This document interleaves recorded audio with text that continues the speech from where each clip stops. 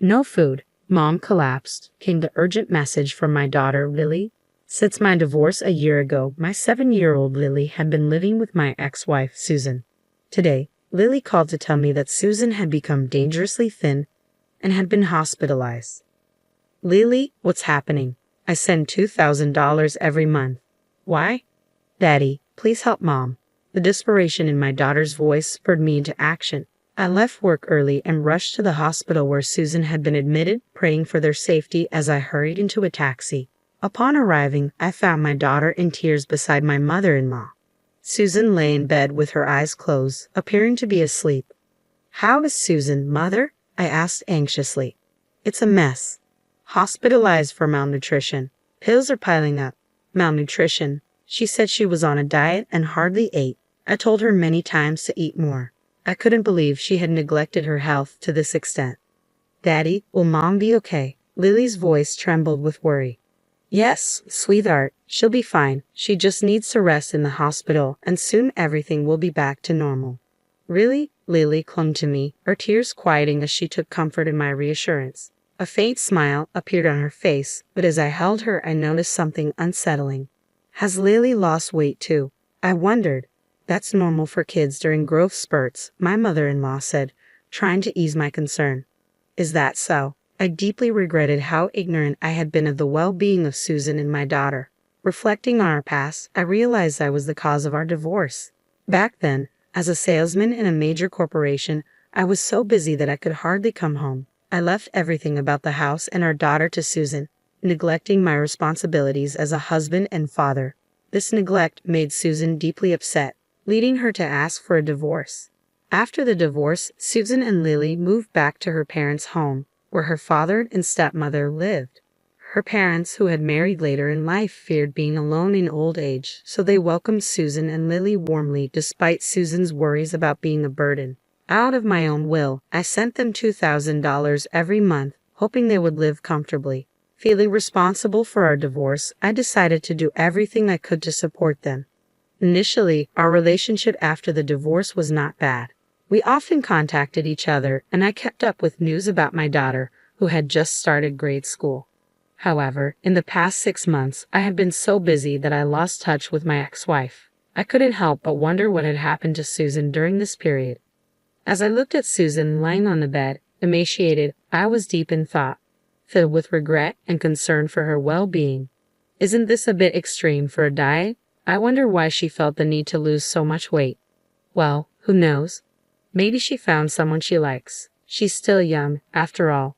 James, you can go home. I'll take care of Susan. All right, I'll head home for today. Mother, it must be hard staying with her. How about Lily? She can come to my place. Ha! Really? I want to go, Lily said, happily squeezing my hand. My mother-in-law immediately responded, I'll take care of Lily here. You're busy with work, James, and she needs to go to school. But Lily says she wants to go. I can drop her off and pick her up from school. You're busy with work, and it's difficult for you to take care of her. Plus, you don't even have custody over her.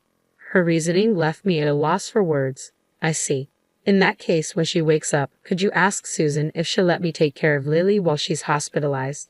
Regardless of what you say, she's still my daughter. Apologizing to my disappointed daughter, I bowed to my mother-in-law and left the room. Looking back, I regretted not insisting on taking Lily home with me right then. Several days passed since Susan was hospitalized. One evening, after work, I returned home to an unexpected sight. My daughter was there. Lily, did you come here all by yourself? Daddy, she said, looking up at me anxiously. Lily was dressed in the same worn-out clothes she had on at the hospital. A faded t-shirt, scuffed shoes, and her hair, clearly self-tied, was in disarray. It was the same discomfort I felt back in the hospital room. At that moment, consumed by concern for Susan, I hadn't paid much attention. But now, the realization hit me like a wave of failure as a father. Inviting Lily into the house, I offered her a cup of hot milk. Doesn't your mom buy you new clothes or shoes? No, it's not like that. Lily shook her head, seeming to struggle with her words as she looked down. I've been working hard, sending money so you and Mom could live comfortably. Has it not been enough? Dad, that's not it. Lily's voice trembled, her eyes brimming with tears. I placed a comforting hand on her back, silently urging her to speak. After a moment, she seemed to gather herself, taking a deep breath. Grandma does mean things to me and Mom. She barely lets us eat. No way. Is that really true about Grandma? It's true. I manage because I get lunch at school, but Mom's always hungry. That's why she collapsed. And Grandma goes out every night, and when she comes back in the morning, she always badmouths me and Mom. Since we moved in with Grandma, Mom has been treated like a servant every day. Lily's words, punctuated by tears and frustration, hit me like a ton of bricks. Could Susan's malnutrition be caused by her own mother? How could this happen? If I had stayed in contact, maybe I could have prevented this. Feeling a mix of frustration and helplessness, I bit my lip only to feel a small, warm hand gently touch mine. Dad, don't cry. My heart clenched as Lily bravely smiled at me, holding back her own tears. With her encouragement, I resolved to help my ex-wife and daughter. About a week later, I received a call from the hospital about Susan's scheduled discharge. Normally, the in-laws would have been the first to be informed, but I had made arrangements with the hospital to prevent that. I had become suspicious of my mother-in-law, noticing how she always obstructed my visits with Susan and limited our communication. Her incessant calls, even when Lily was staying with me, coupled with Lily's troubling stories, convinced me that something was amiss. So, I decided to take Susan directly to my house on the day of her discharge without informing my mother-in-law. When Lily and I arrived at the hospital, there was Susan, thinner, yet with a much healthier complexion than when she was admitted. "Thank you for coming to get me. I'm sorry for the trouble." Hearing Susan's voice properly after so long quickened my heartbeat. I was immensely relieved she was alive.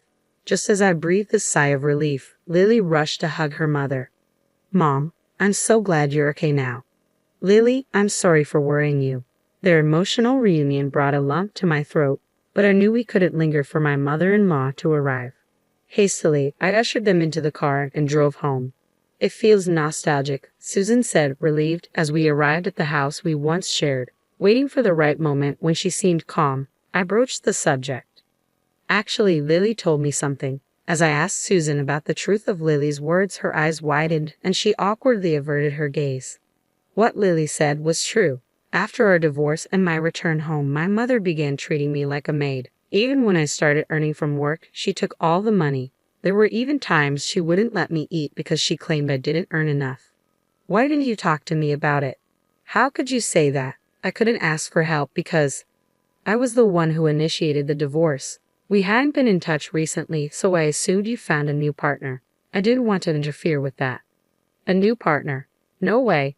Besides, didn't I transfer $2,000 to you every month? How did you fall ill?" "If you're lying, I haven't received anything." "I'm sure the money was transferred just fine. It should be recorded in your bank book." "My mother took both my bank book and debit card. She told me that you stopped sending money a long time ago, that you found someone new, and had abandoned me." I was stunned. If only I had kept in touch more diligently, this wouldn't have happened, but it's too late to regret it now. "She also took my credit cards and used them without my permission." "But couldn't you have run away?" "If I did that, they would turn on my father, who is left at home. I can't leave my father alone." Susan choked up as she said this. My mother-in-law was a big spender, and when Susan and I were still married, she would often come to us asking for money. Despite this, she was generally pleasant and kind, so I believed Susan and Lily would get along with her. However, the moment Susan moved back home after the divorce, my mother-in-law seemed to transform into a completely different person. She neglected her household duties, spending her days out and taking out her frustrations on Susan and Lily when she ran out of money. My father-in-law, a quiet man, couldn't stand up to my mother-in-law, so he turned a blind eye to her behavior. He offered no help, leaving Susan to endure it alone. But I let Lily suffer. I'm a terrible mother, aren't I? That's not true. The one at fault is entirely my mother-in-law. I see, thank you. With that, tears quietly streamed down her cheeks. A few days later, I waited for the day my mother-in-law would be out and headed to my in-law's house. When I arrived, my father-in-law, Apollo, greeted me with a deep bow. "I'm truly sorry. I've done a terrible thing to Susan and Lily." "Sir, I've heard about what my mother-in-law has been doing to Susan and Lily. I came here to help them." Upon hearing my straightforward statement, my father-in-law gradually began to speak.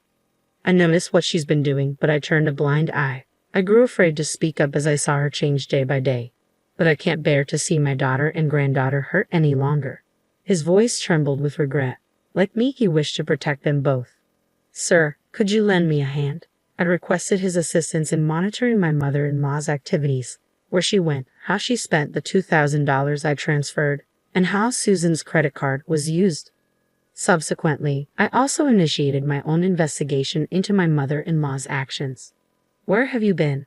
The hospital bills were expensive. You really are one hell of a burden. I overheard my mother-in-law's harsh words to Susan during a visit to their home. On another occasion, I accompanied Susan to her parents' house. As soon as Susan entered, I could hear a loud voice berating her. Ignoring my surprise, my father-in-law turned to Susan and asked, "Are you all right?" Susan trembled in fear from the berating. Rubbing her back, I turned my gaze towards my mother-in-law, who froze for a moment before hastily greeting me. "Oh, welcome. What brings you here so unexpectedly?" "I just dropped off little Lily at school and thought I could come over to discuss some matters regarding Susan and Lily without having Lily present. Hope I'm not intruding." "Oh, a discussion about what, I wonder? As you can see, we're getting along quite nicely." Saying that, my mother-in-law tapped Susan's shoulder, to which Susan clearly showed her discomfort. Already seated on the living room sofa was my father-in-law. I pulled Susan close, sitting down nearby. "I've been transferring money to Susan's account to help out even a little bit after our divorce. Is it true you were using up all the money?" "What? What money? I know nothing about it." Susan's probably trying to cover up her frivolous spending by blaming me.